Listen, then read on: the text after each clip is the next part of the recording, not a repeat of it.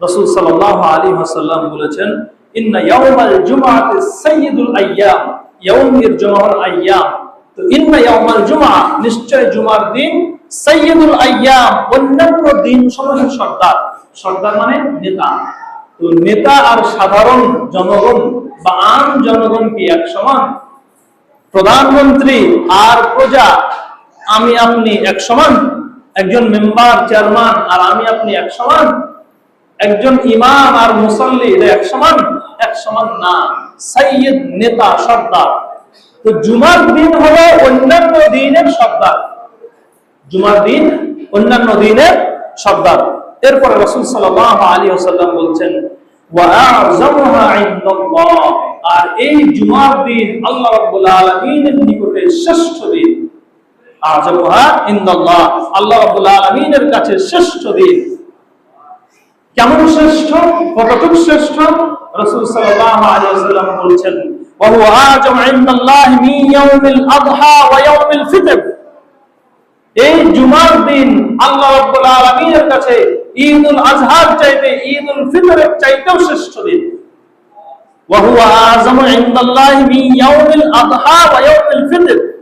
ঈদুল আযহা এবং ঈদুল ফিতর এর চাইতেও শ্রেষ্ঠ দিন হলো জুমার দিন। আমি আপনি কি ঈদের সালাতের চাইতে শ্রেষ্ঠ মনে করি? করি না। রাসূল সাল্লাল্লাহু আলাইহি ওয়াসাল্লাম কিন্তু বলেন নাই, যে ব্যক্তি পরপর 3টা ঈদের নামাজ ছেড়ে দিবে আল্লাহ তার অন্তরে মোহর মেরে দিবেন। এটা রাসূল সাল্লাল্লাহু আলাইহি ওয়াসাল্লাম বলেন নাই। বেশির থেকে বেশি আপনি ঈদের নামাজ সুন্নাহ প্রমাণ করতে পারবেন। ঈদের নামাজ পড়ে কি সুন্নাহ, আর জুমার নামাজ হলো ফরজ, ওয়াজিব। জুমার নামাজ কি ওয়াজিব।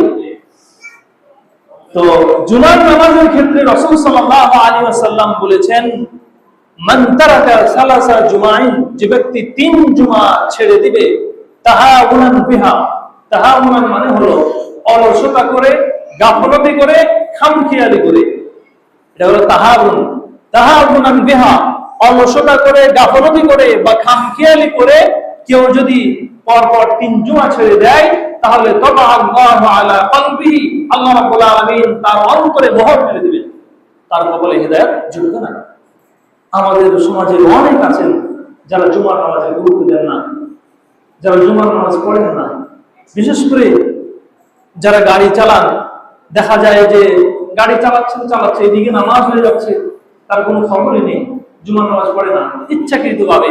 অনেকেই জমিনে কাজ করেন, আমরা দেখেছি আমাদের এলাকায়, আপনারা জানেন যে ওইদিকে ফসলাদি এগুলো বেশি হয়, উৎপাদন বেশি হয় উত্তরবঙ্গে। তো সেখানে যখন ধান কাটার মৌসুম আসে বা ধান লাগানোর যখন মৌসুম হয়, তখন অনেকেই জুমার নামাজ পড়েন না। মাঠে আছেন, কষ্ট করে গ্রামে আসতে হবে, নামাজ পড়লে তো একটু সময় যাবে, এজন্য তারা নামাজ পড়েন না। ভাইয়েরা আমার, এটা অত্যন্ত মারাত্মক লেভেলের একটি গুনাহ।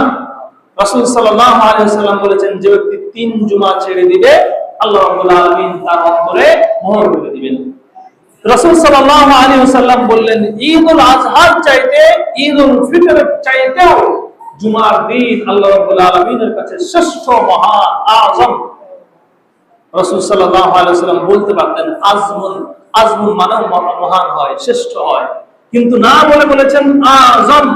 আযম মানে হলো ইসমে তাফজিলের সিগা। যারা মাদ্রাসায় পড়েছেন তারা জানেন, ইসমে তাফজিল মানে হলো আধিক্য বোঝায়। আধিক্য মানে হলো অন্যের তুলনায় আধিক্য, অন্যের চাইতে ভালো, উমুকের চাইতে উমুক ভালো। এটা হলো ইসমে তাফজিল, আধিক্য বোঝায়, অধিক বোঝায়। রাসূল সাল্লাল্লাহু আলাইহি ওয়াসাল্লাম বলেছেন আযমু ইসমে তাফজিল, আল্লাহ রাব্বুল আলামিনের নিকটে অতি মহান, মর্যাদাবান এই জুমার দিন।